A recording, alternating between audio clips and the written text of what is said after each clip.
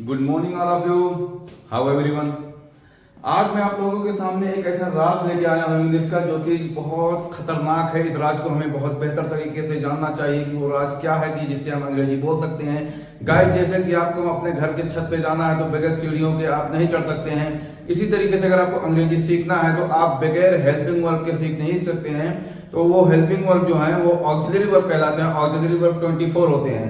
अब 24 auxiliary verb के बारे में मैं आपको बताने जा रहा हूँ। अब लोग जो है देखिए, जैसे ऑक्सिलरी वर्ब कितने होते हैं, पहली बात तो 24 होते हैं। और वो होते हैं, सबसे पहला ऑक्सिलरी वर्ब होता है इज, उसके बाद में होता है एम, उसके बाद होता है आर, उसके बाद में होता है वाज, उसके बाद में होता है वर, उसके बाद में होता है हैज, फिर होता है हैव, फिर होता है हैड, उसके बाद में होता है डू, फिर होता है डज, फिर उसके बाद में होता है डिड।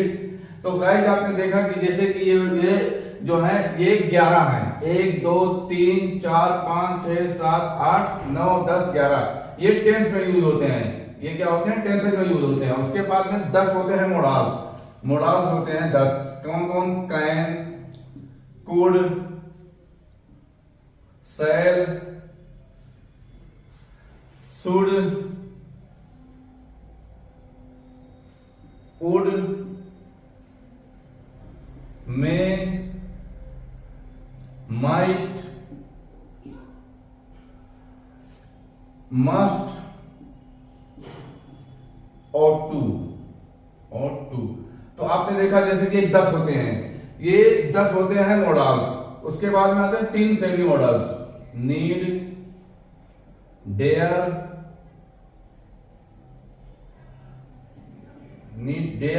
And used to. तो गाइस, ये जो 24 जो है ये ऑक्सिलरी वर्ब है, इसी पे पूरी अंग्रेजी टिकी है। अगर आपको ये अगर आ गया बढ़िया से तो समझो कि आपको अंग्रेजी आ गया। आपको अंग्रेजी सीखने से कोई दुनिया की ताकत नहीं रोक सकती है। और इतना ऑक्सिलरी वर्ब आने के बाद में आपको, जैसे मैंने कहा कि एक मेन वर्ब लेता हूं। जैसे मेन वर्ब मैंने ले लिया गो।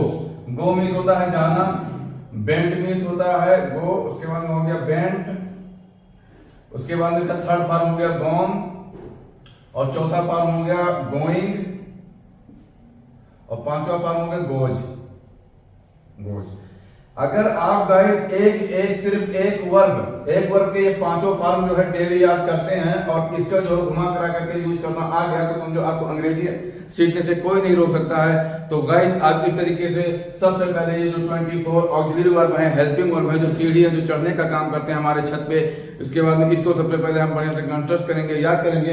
इसके बाद में इसको याद करेंगे, एक वर्ब डेली याद करेंगे। तो इस तरीके से हम अंग्रेजी बड़ी आसानी से सीख सकते हैं। और एक, जैसे मैंने एक चीज कहा है, एज ए कीप थिंग, जैसा कि मैं कहता रहता हूं कि एक सेंटेंस से 10-12 सेंटेंस हमें बनाना आना चाहिए।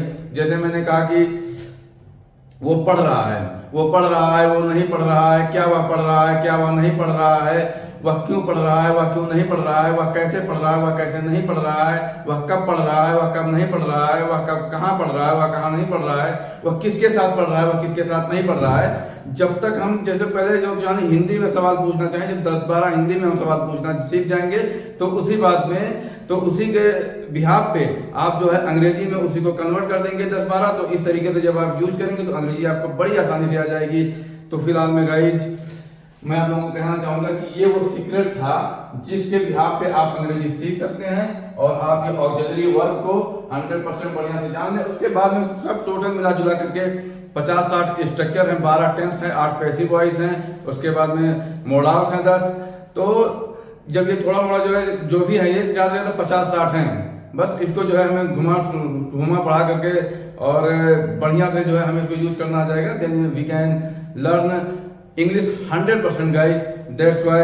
और एक चीज और आप लोगों को मैं कहना चाहूंगा कि there is nothing impossible in the world, everything is possible in the world. दुनिया में कोई भी चीज असंभव नहीं है, सब कुछ संभव है।